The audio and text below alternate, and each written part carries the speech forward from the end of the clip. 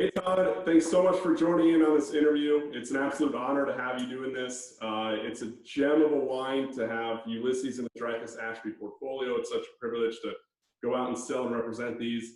Love to have you on for this 45-minute interview segment, learn more about you and the winery, the philosophy, how you sense of place, etc. So if you wouldn't mind kind of starting off with a little bit about the history and the philosophy and how Ulysses came around.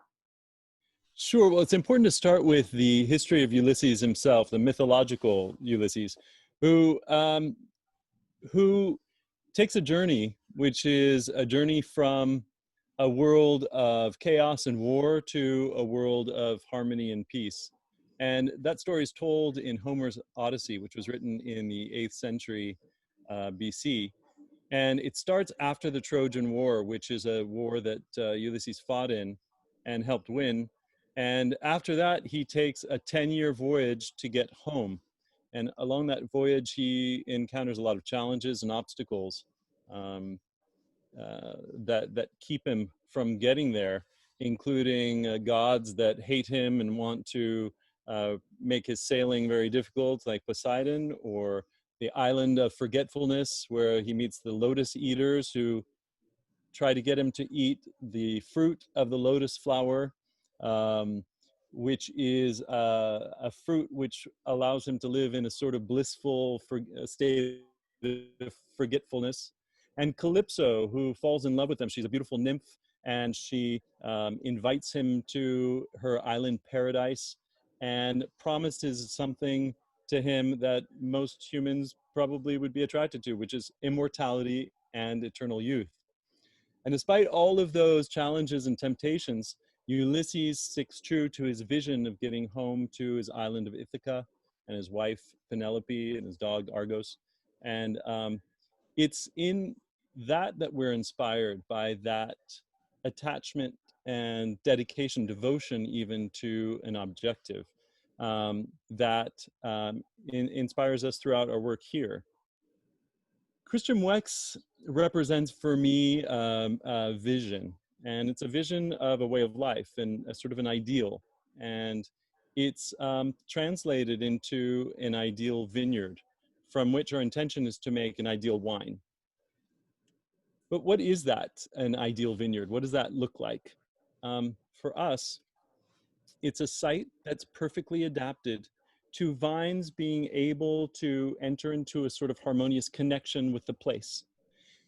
And it requires of us to understand perfectly all of those conditions, all of the intricacies of a site, in order to choose vines, plant them in such a way that they are connected. In Napa, in our specific dry summer climate, there are some natural elements that we harness, sun and water, that we harness to allow the vines to connect to this site. Very specifically, that site, that ideal site, is on the west side of the valley, because that allows us to harness the cool sun as it rises up into the east, and it protects us from the hotter sun at the end of the day as the sun sets over the western mountains. In fact, you can see the Mayacamas behind me, and those provide shade at the end of the day. We also want a site that's located closer to the southern part of the valley, which allows us to benefit from the cool San Pablo winds that bring cool fog and that coolness at night, which allows us to have a long, steady ripening during the period just before harvest. And water, which is so fundamental.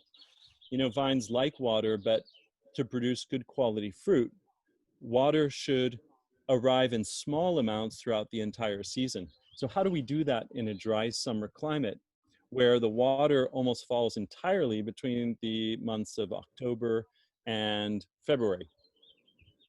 Well, it's by having a situation that's very close to these mountains behind me, the Mayacamas, where the water falls on those hills throughout the winter and percolates down deep into the soils and travels underground to the center of the valley.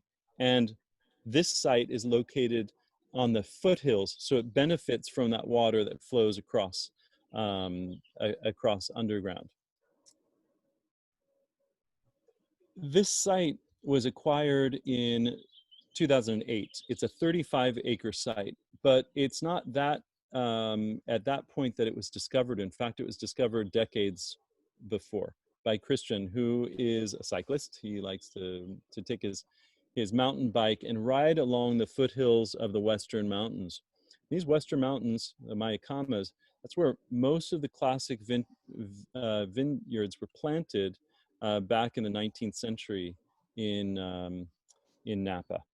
And the old timers, the first settlers, recognized it as a very special, specific place for those qualities of taking advantage of the cool sun and also the water that's available underground. So that's fundamental. In 2008, the vineyard was planted to mostly Cabernet Sauvignon, but there was also some Merlot, Sangiovese, even some Syrah.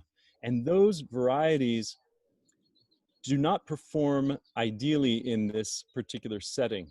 So we chose to replant those, but also replant the Cabernet Sauvignon, which was existing, because this vineyard had been systematically irrigated for many, many years, which encouraged the roots to grow on the surface, and it required replanting in order to encourage the vines to grow their roots deep into the soils. So that's a brief introduction. I don't know if you wanted me to go into any more specific detail on any particular aspects at this point.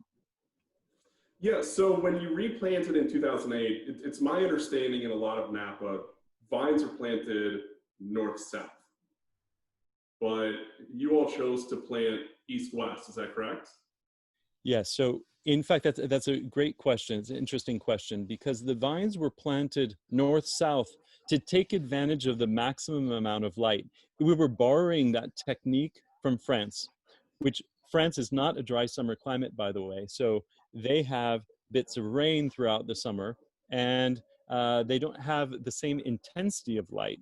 So they need to take advantage of that light. But here, at the end of the day, when it's quite hot, that would potentially expose the fruit that's hanging on the western side to the western sun and potentially burn it.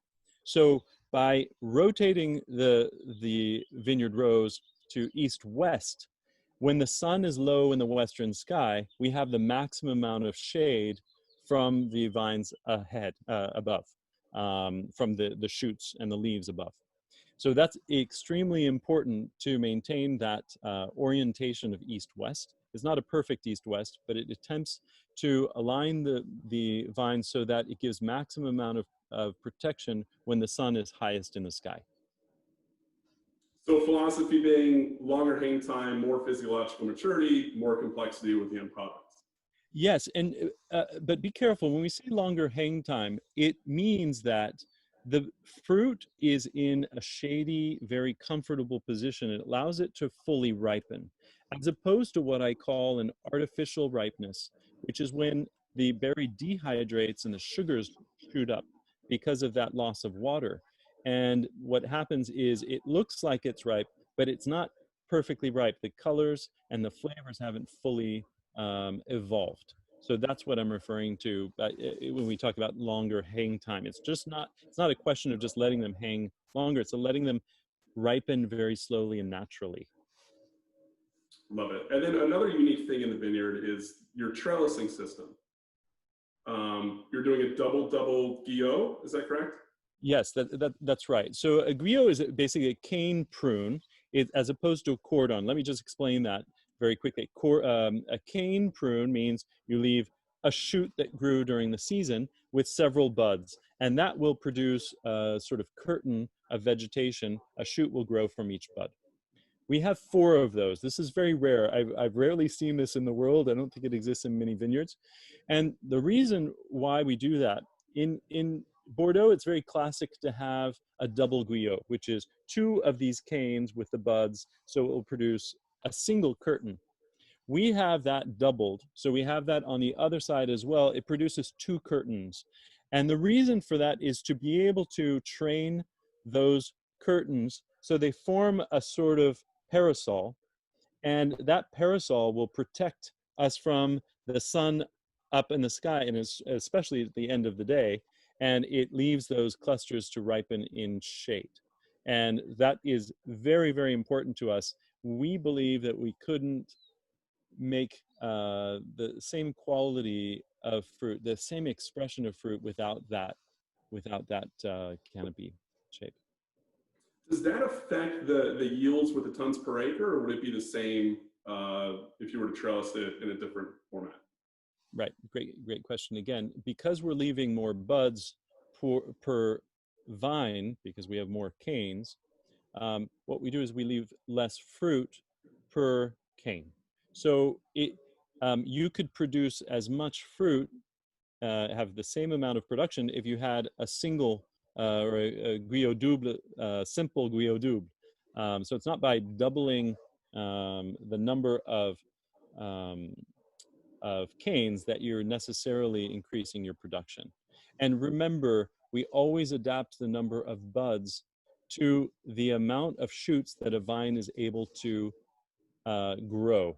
And that's done by just evaluating at pruning time how many shoots, normal shoots, grew, and we leave the same number of buds. So it's a very important balancing act.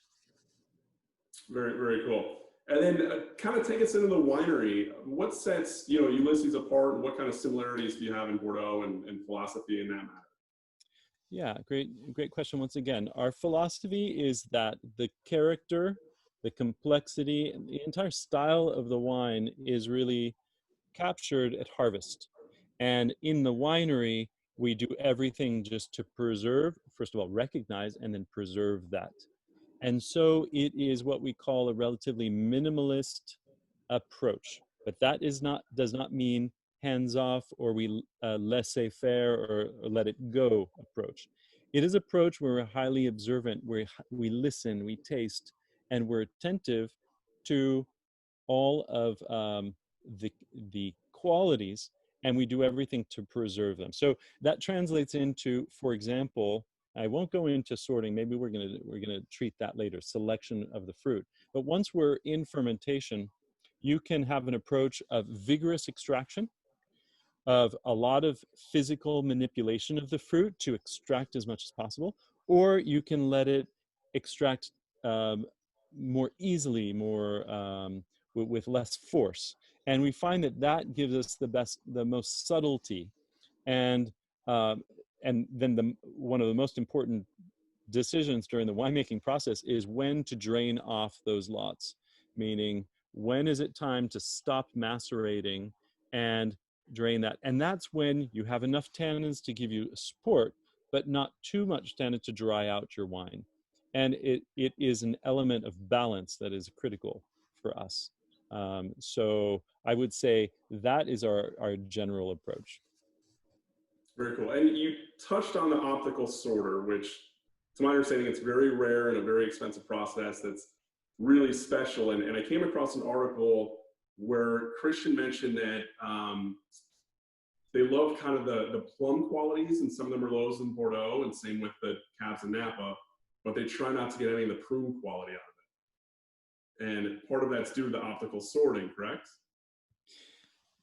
Yes, if you consider that the prune, now Alexander Schmidt, who is a nose who's quite famous in the wine world, who trains a lot of us winemakers to be more precise in our description of aromas, he would say that there's a fresh prune and there's a dried prune. So a fresh prune, of course, is dehydrated plum. That still has a lot of the fresh aromas of a plum. And then there is a drier prune that starts to taste a little oxidized. So what we're trying to eliminate is the oxidized pruny notes, and those are eliminated by the optical sorter. It's a process that allows us to eliminate those things that would otherwise be almost impossible to eliminate, and that is the dried fruit that never really fully arrived to maturity, probably, and dried out prematurely. So it's usually a mix mash of underripe and overripe aromas. And the optical sorter is a revolution that began in 2009. It was the first time that we tried the optical sorter, and it's changed the game, I think, in terms of winemaking. It's so neat and so fun to learn about.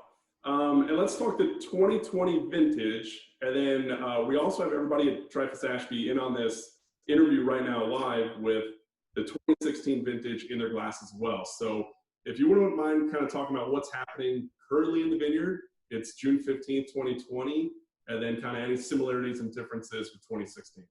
Yeah, that's great. It's very exciting. The 2020 is very, very promising. And one of the primary reasons is because of the way the rain fell during the winter. And let me describe that very briefly, and then I'll talk about the difference between 2020 and 2016. So in 2020, we've had some of the lowest rainfall we've ever had. Only have about 16.5 inches at this point, compared to an average of about 31.5 inches in a typical year. So just about half of the rainfall. But it's not only the quantity, but when it fell.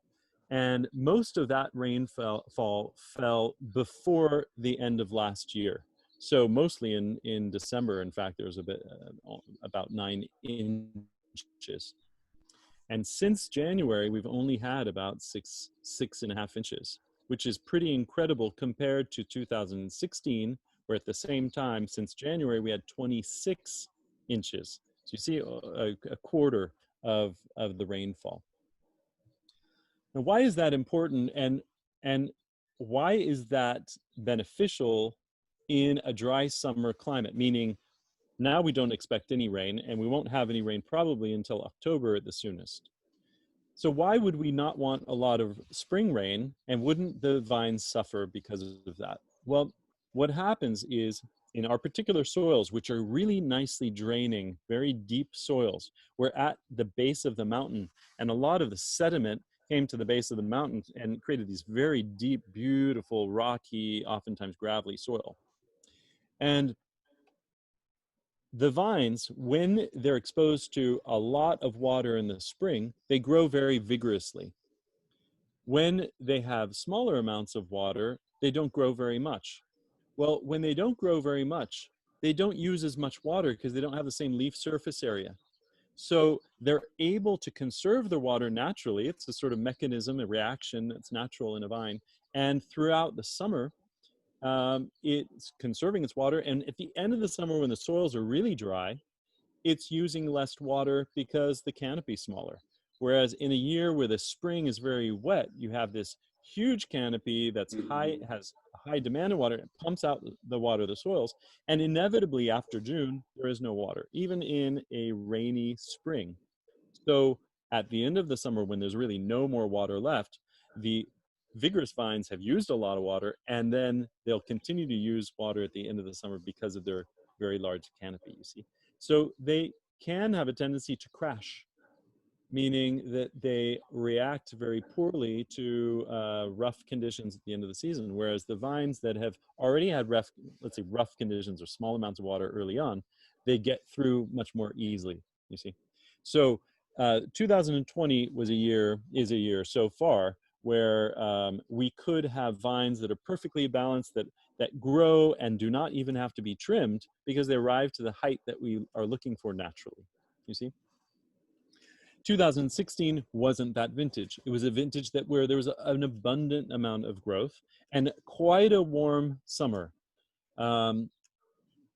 We arrived in August, which can be very hot. In fact, it can be a month where we have peaks of temperature and we really have to protect the fruit.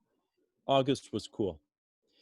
2016 is a typical vintage which produced very fruity, very lively wines. We see that not only because of the spring rain, but because of the relatively cool temperatures in August. So you see where we might have crashed, like I was mentioning, in a year where we have a lot of vegetative growth and a hot end of summer, this wasn't the case. We had a cool ripening after veraison, which occurs usually end of July. And then September warmed up just enough so that we could start harvesting on the 16th of September, and we harvested from the 16th to the 30th. So I hope I was able to kind of draw a picture of the 16 and give you an idea of what was going on in the vineyard. Yeah, that's wonderful. So, Todd, I'm going to start to loop in some other Dreyfus Ashby employees who have some really great questions to ask. Excellent. We're just going to run with it. So first up, we have Clément from New York City. Hello, Clément. Hello, Tod. How are you? Very well, thank you. How are you doing? Good, good. Thank you so much for taking the time to explain all this. And so yeah, I have a quick question for you. Since your first vintage in 2012 to the current release in 2016, what have you learned about the site, and therefore what changes have been made to how you're currently managing the vines, handling the fruit, and just making the wine, basically? Yeah, great question. Thank you. A little nuance though. We acquired the vineyard in 2008 on August 14th, in fact. And so we started to make wines from that period to better understand the vineyard and the wines themselves. And so that helped us up through 2012, which was our first vintage that we placed on the market. There are two really particular things that we discovered throughout this process. And that is that Ulysses produces naturally tannic wines, quite tannic, in fact, enough that we want to really reel back our extraction methods and be very careful, because you can very quickly get a wine that's overpowering. So in order to maintain balance, our extraction is very soft. That's number one. You also want to maintain it with vines that tend to give you high tannins. You want to make sure that you're perfectly ripe. And when I say perfectly ripe, I don't mean overripe. I mean that you pick the fruit when the tannins are sufficiently polymerized, meaning that they're bigger molecules, they're softer molecules, and they're perceived as more velvety rather than astringent. That's very important. But the other thing, which is complementary to that, is that our pH is relatively low for a Cabernet Sauvignon in Napa. And when I say low, I'm talking about a pH of 3.6, 3.7.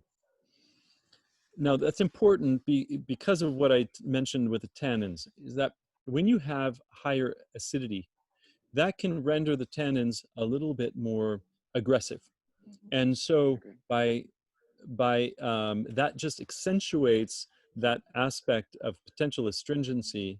And so you have to be very careful, not only, once again, to have that perfect ripeness, but just to go easy on your extraction. So those are the things that we've learned and that we've tried to adapt to over time. Okay. That's a great. Yeah, Todd, we're going to go down the East Coast, down to Florida, and we're going to loop in Natasha. Good morning, Natasha. Good morning. Afternoon here. Good afternoon, Todd. Hi, that's right. Excuse me.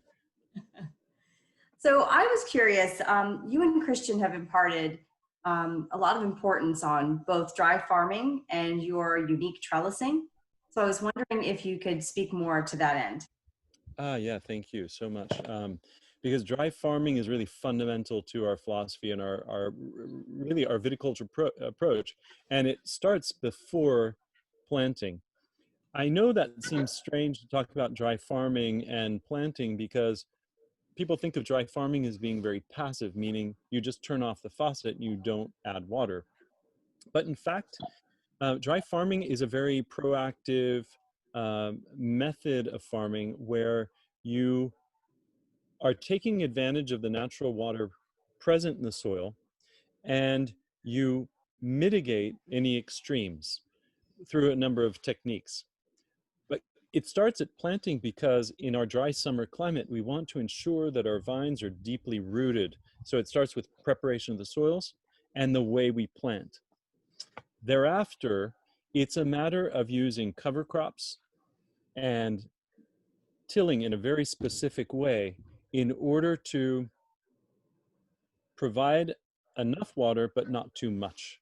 So for example, in a year that's quite wet, like 2016, we leave the cover crop longer so that it absorbs the excess water. So even in those conditions, our vines will still have limited amount of growth because they'll have a limited amount of water because the water's been sucked up by the cover crop, you see?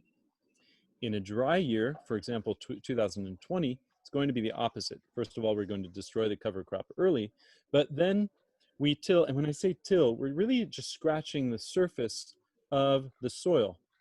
And by doing that, we create a sort of earth mulch, which prevents the water from evaporating from the soil. So it is a way of preserving the small amount of water that there is in the soil, and it makes it available to our vines throughout the season, you see? So it's a method that requires us to be extremely attentive, not only to the weather stations and what's happening with the rainfall, but with the vines and tuning into them and seeing how they're reacting, and then modify, for example, the canopy management, perhaps by reducing the amount of laterals so that we're decreasing the amount of evaporation that a vine has based on the conditions of the climate. You see? So dry farming is absolutely fundamental. It has a really huge impact on the physiology itself of a vine. And what I mean by that is a vine that's not been irrigated produces very hard wood because the vessels are very tight. The reason why they're tight is because that's how a vine pumps its water from deep in the soils. It uses capillarity. So the smaller the capillary, the greater pumping power it has. So it actually has an effect on the very morphology of the vine. And that vine will be very dense, and it will be very resistant, not only to drought conditions, in which it will be better able to pump, but also to pests and other diseases, and it just makes a stronger vine. Whereas a vine that's been irrigated is quite spongy. And so it's very, very important, this dry farming, which is relatively rare, I have to admit. In Napa, there are only a few of our colleagues within the valley that practice that. Thank you. You're welcome. Yeah, great question. I know you talked about the trellising system as well, and I think I mentioned how important not only the orientation is, but also the capacity to give us to create shade for our grapes because of the intense sun at the end of the season. Thanks a lot. Excellent. Cheers. Yeah, my pleasure. Thank you. All right, Todd, now we're going to go across the country to Southern California, and we're looping in Joe right now. Hello, Joe. Hey. All right. You completely replanted in 2008. How are those vines looking now in the 2020 growing season? And based off what you know today, what's your early read on how the vintage will turn out? Oh, yeah, great. So great question. So a slight nuance, we didn't replant in 2008 because we took over the vineyard in August of 2008. So we harvested those vines. And after that, we started to replant, and we finished replanting a few years after that. So it was just a beginning. I think what's important when we talk about younger vines is a very important aspect, which is the amount of time a vine needs to develop its root system. And it's recognized that after about 8 years, a vine has reached its maximum depth. That doesn't mean the roots stopped growing. It just means it's explored just about the depth that it's going to explore in its lifetime. So those 8 years, those first 8 years are super critical. And it's what I call the infancy and an adolescent period. A vine starts producing after about 3 years. And after from 3 to 8 years, I would say, is that adolescent period, where the wines can be absolutely delicious. They can be beautiful, but it really takes a bit more time for them to be more balanced and be more complex and be more subtle. And that's what we're starting to see now. We're starting to see vines that sometimes struggle throughout those first 8 years. In fact, this block that's right behind me, that's right, I'm going to point to it right there. That block is block F, and F struggled a bit. It was, and when I say struggled, it had limited growth. It took some time for those roots to penetrate deep down into the soil. And now those vines, like I was mentioning earlier, arrive to the top wire where we would start to trim and usually just stop naturally, which is exactly what you want as a wine grower. You want the vines to enter into a sort of natural equilibrium with the place, so that you don't need to do a tremendous amount of intervention in order to get them to produce. So we want them to produce a naturally balanced amount of fruit, a naturally balanced amount of vegetation. And that's what we're starting to see now. This vineyard site is extraordinary for its capacity to be balanced. And that's because of some of the things that I indicated earlier, but in particular, these very well draining soils. So water that falls in the spring, that's okay because it drains out and it doesn't stay available to the vines for too long of a period. So the vines are able to still grow in a balanced fashion. Like I mentioned about the 2020 vintage, this is really so far, if we were to design a vintage, it would look like the 2020 with very small amounts of rain, very warm spring so far. The last couple of months have been gorgeous, just beautiful days in 85, 90 degrees. The vines that are growing, but not too much. A nice development of fruit. We're already at the size almost of a little pea-sized berries, which is pretty incredible. And I think very shortly we're going to see those clusters fill in, but probably not too much because the berries, we expect them not to grow excessively. In other words, we'll have small berries because they don't have an excessive amount of water. And then we'll have veraison probably pretty early. Early for us is probably mid-July versus end of July, which would be a typical year. And the weather forecast looks great, so we're super excited about the 2020. And with those vines that are now out of their adolescence, we should start seeing a lot of subtlety and refinement now. So that's exciting. Awesome. Thank you. Cheers. Cheers. Thank you. Joe, did you see the same excitement on Todd's face as I did talking at the end with the 2020? Yeah. He couldn't hold his smile back. Yeah. Todd, I mean, we can see how excited that, you really think that the vineyard's starting to hit its stride. And that's really exciting news to hear.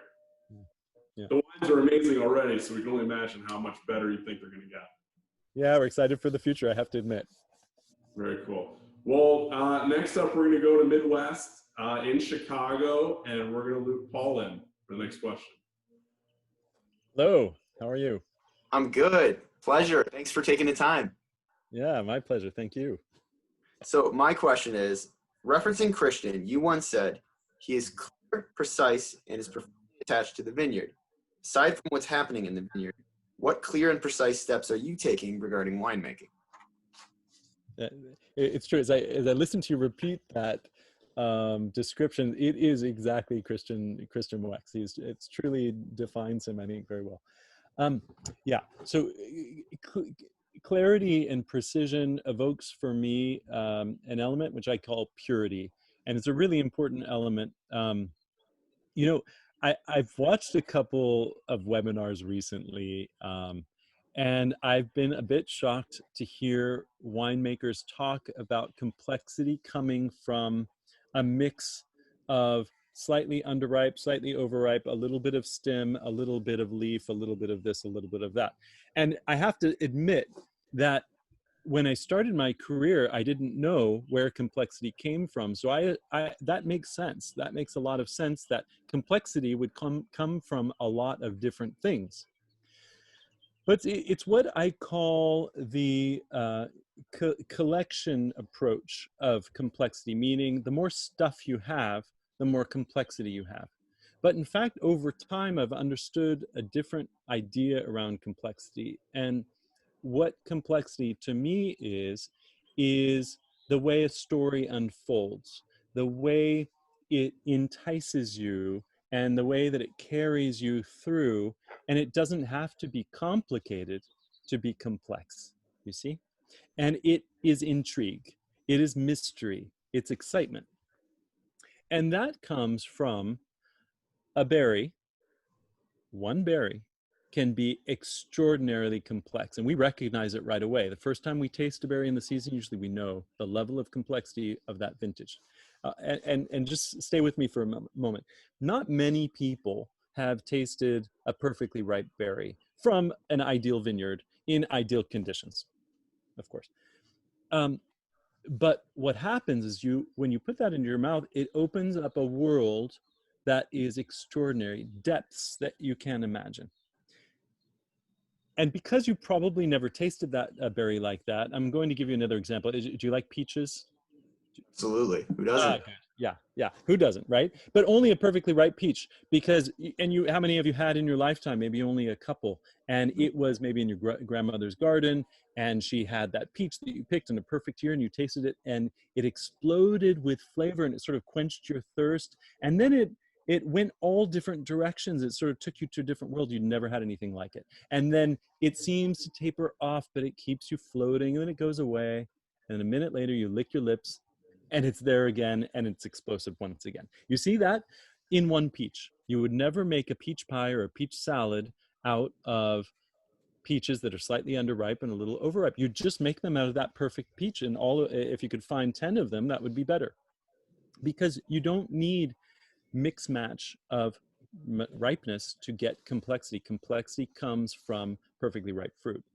So if you want perfect complexity in a wine, you only use perfectly ripe berries. And those have an extraordinary amount of complexity. That when we talk of lavender or tobacco or pine or earth, that's all in one. It's all in one little tiny globe that is an explosion. Okay, so now getting back to precision and clarity, because I haven't lost my train of thought.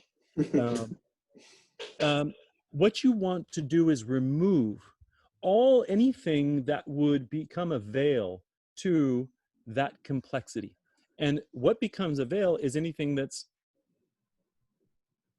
outside of that range of perfect ripeness, which is underripe, overripe, little bits of a stem or a leaf or anything that would contaminate that perfect mystery, that perfect beauty.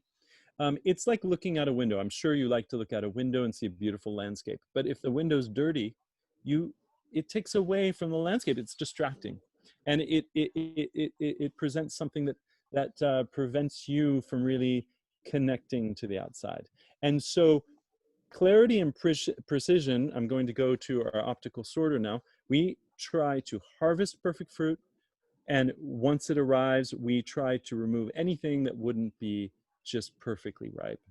And so that's where the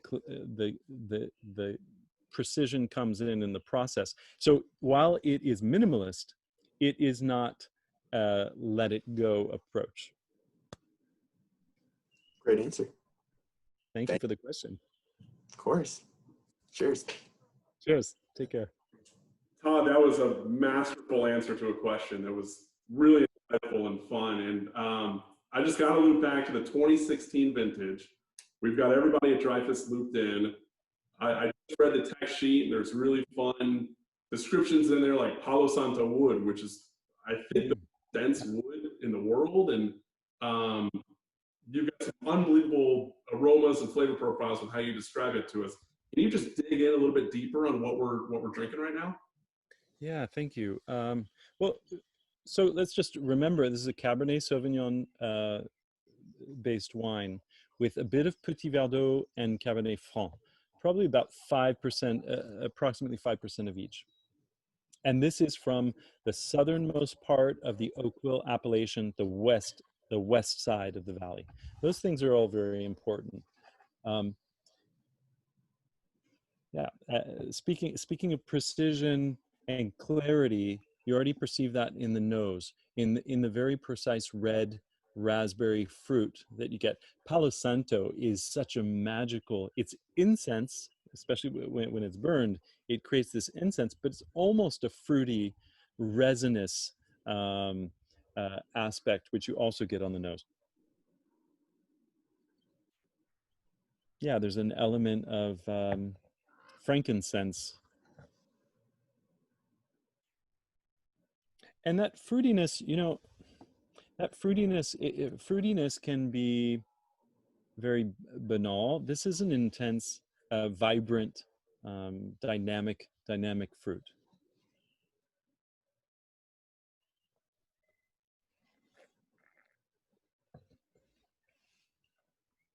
And what's very typical of the 2016 is its density and roundness. So when I speak of density, there's an element of concentration, and by concentration I mean somewhat compact, but that it's very polished as well, and very smooth, almost velvety, and then it opens up, it sort of expands, and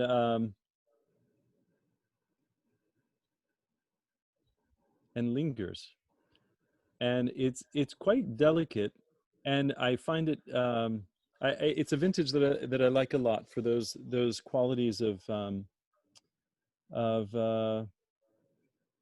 juiciness and the thirst quenching element.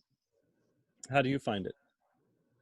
I think, you know, going back to the intensity on the palate, it's unbelievably intense, but there's zero rough edges. It's the oak doesn't point out, alcohol doesn't show, super long finish, really pretty and complex. This is gonna be a really fun wine, I think, to taste over the next 5, 10, 20 years even. Going back to that peach comment, I think I see where you're getting at. All right, look, we got Hollis now looped in. Hollis is coming from San Francisco, and she's going to wrap up with the final question. Hey, Todd, Hello. great to see you. Hi. Hello, Alice. How are you? Good, how are you? I'm doing well. Super. Looking back at all your experiences, Haut-Brion, Domaine de la Romanée-Conti, JP Moex, what similarities or differences do you see with Ulysses? So you kept the easiest question for the end, I see. Yeah. Well, you know, very basically, we're all dry farmed, and that is obvious in France, because in France you're not allowed to irrigate, and the reason why you're not allowed to irrigate is because in France they believe that irrigation erases the very character of the vineyard, that it erases the natural environment's impact on the taste of the wine. And since what they want to do, what they find interesting is tasting a place, being transported to a place through in liquid form, they've forbidden any irrigation. So we're all dry farmed. So what's the difference? What's the big difference? Is that we're in a dry summer climate, whereas in France, in those vineyards and chateaus that you mentioned, they have a climate where they can receive water throughout summer and throughout even the harvest period. So you could see that as an advantage, but it just presents a different condition that we have to adapt to. One mistake would be the mistake that we made in the 20th century, and that is to plant north-south, so to expose your fruit on the western side. So learning, better understanding our climate here has allowed us to understand that we have to plant east-west. But the trellising system and what I would call the canopy management is extraordinarily important. Where in France, you're going to want to de-leaf probably a bit earlier or remove laterals to expose the fruit to a maximum amount of sunlight and air.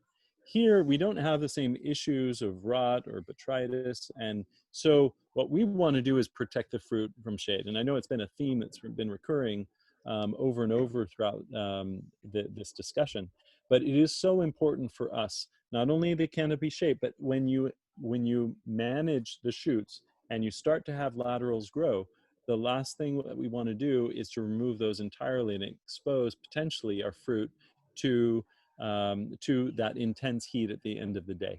So that's a major difference that you have to learn and that you don't know necessarily innately. You arrive with your experience in France and you want to apply a lot of the same methods that work there, but they don't work here. So the first step really in our approach is to fully understand the vineyard and its conditions, the path of the sun. I mean, tracing the path of the sun. And the new technology that we have today to be able to do that by modeling our trellising system is extraordinary. So we've gained some tools and understanding which have allowed us to even better adapt our practices to those specific conditions. Thank you. Thank you. Tod, this has been incredibly insightful. You are an absolute wealth of knowledge. I think we're just scratching the surface. I think if everyone could just climb into Tod's brain and learn all about, you know, everything that you know, it's unbelievable, and it's been such an honor and privilege. And to represent Ulysses in the Dreyfus Ashby portfolio, it's really, really special. So I can't thank you enough, but I gotta ask one last question at the end. What have we missed? What other one or two nugget of information can you share with us before we part ways here? Oh gosh, I was first gonna thank you guys and for all of your efforts and for taking the time to understand what we do here. There is an element that is key, and it goes the core of who we are, who Christian is, and who what we aspire to be, and that is to transmit through this very sort of simple beverage, and that is love. We love what we do. We want to share that by sending out this message in a bottle, and it is so important to us that the person who shares a glass of Ulysses feels the love that we have when we make the wine, but when we walk the vineyards and when we touch the clusters. And if that's transmitted, if that's felt, then we've accomplished our objective. And so that's really the most important thing to us ultimately. And so I leave you with that message. Love the message, beautiful. And you could definitely tell in the wine how much care and attention to detail you and the team put into every vintage. And we can't wait to see what comes out next. Great to talk to you. Thank you again. Thanks, Tod. You and the team, Dreyfus Ashby, we love you. Cheers. Cheers.